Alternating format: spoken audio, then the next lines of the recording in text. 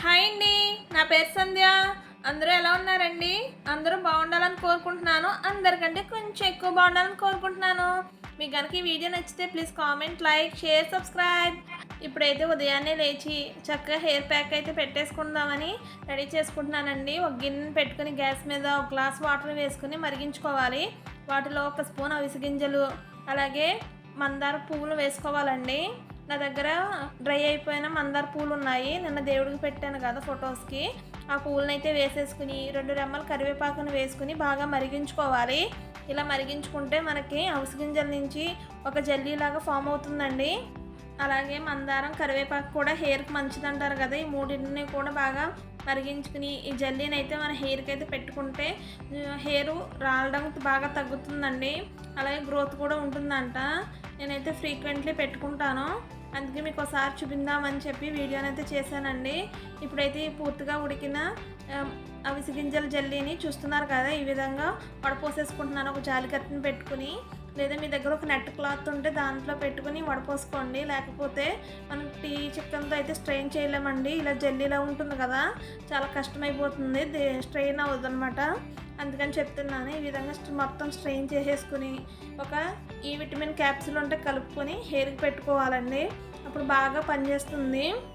నా దగ్గర అయితే ఈ విటమిన్ క్యాప్సూల్ లేదు, అందుకని మీకు చెప్తున్నాను. ఉంటే మాత్రం కంపల్సరీ కలుపుకొని పెట్టుకోండి. ఇప్పుడు ఒక అరగంట లేదా ఒక గంట పెట్టుకుంటే మనం ఈలోపు అన్ని పనులు చేసేసుకోవచ్చు. చేసుకుని తలస్నానం చేసేస్తే సిల్కీగా, చాలా డాండ్రఫ్ ఫ్రీగా ఉంటుందండి. ఒకసారి ట్రై చేసి ఎలా ఉందో హెయిర్ అన్నది కామెంట్ చేసి చెప్పండి. ఇప్పుడు నేనైతే తలస్నానం చేసి వచ్చి పూజనైతే చేసుకున్నానండి. చూస్తున్నారు కదా, దేవుడికి చక్కగా పూలైతే అలంకరించేసుకున్నాను.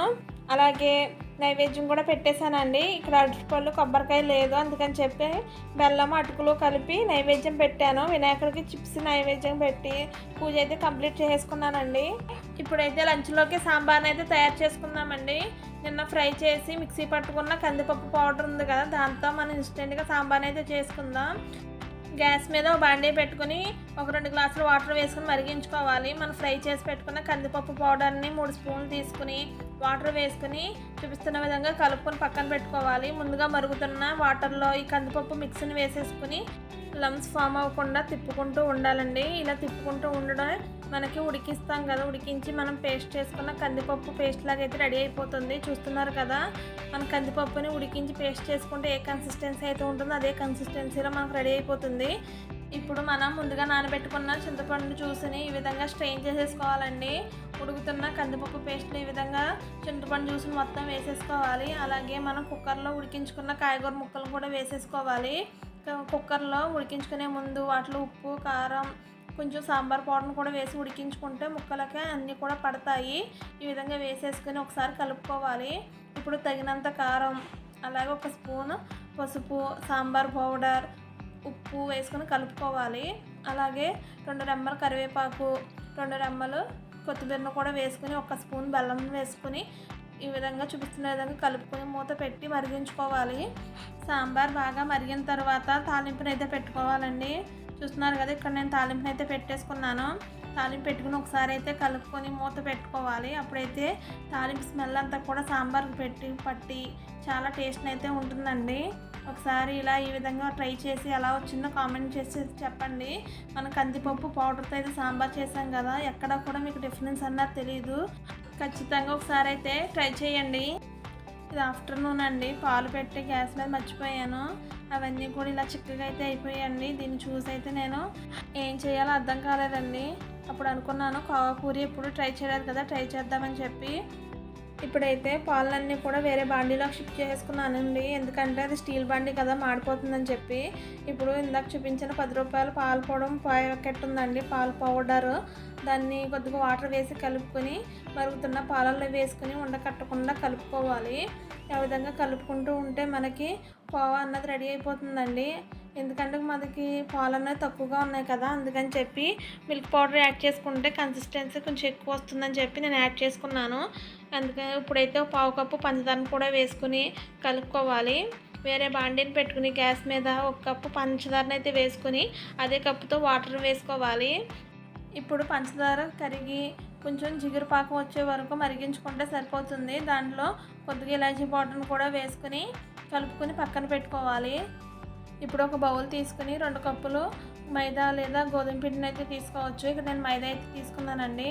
వాటిలో 1 స్పూను పంచదారని అయితే వేసుకోవాలి.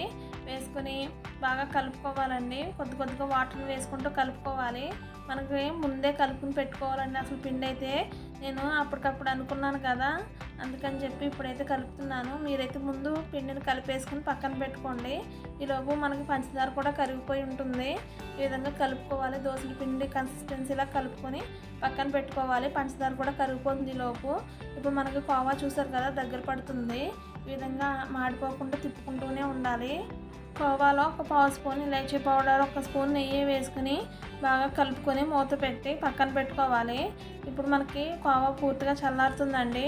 అలాగని చెప్పి గట్టిగా అయిపోకూడదు, అందుకని చెప్పి కన్సిస్టెన్సీ కొంచెం లూజ్గా ఉన్నప్పుడే పెట్టుకోవాలి. ఇప్పుడు హీట్ అవుతున్న ఆయిల్లో ముందుగా కలిపి పెట్టుకున్న గోధుమ పిండి లేదా మైదా పిండి కన్సిస్టెన్సీని చూపిస్తున్న విధంగా వేసుకోవాలి.